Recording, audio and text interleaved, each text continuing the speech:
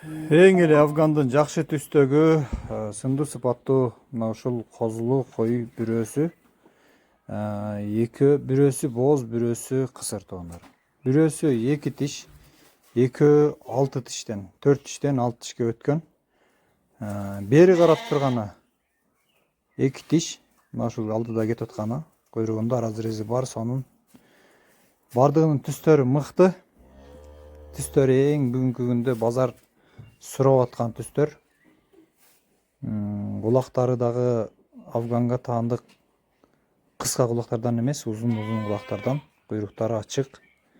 Иши кылып бардыгы төп келишкен мыкты койлор. Баалары 3 башка козусу менен 200 000 сом. Бир аз жолуна гана кеми бар туугандар. Кимге жаккан болсо тез арада чалып байланышыңыздар. Кара Кулжа району Лайтала айылы бардык багыттарга жеткирип берүүнү уюштурабыз. Козусу ургачы.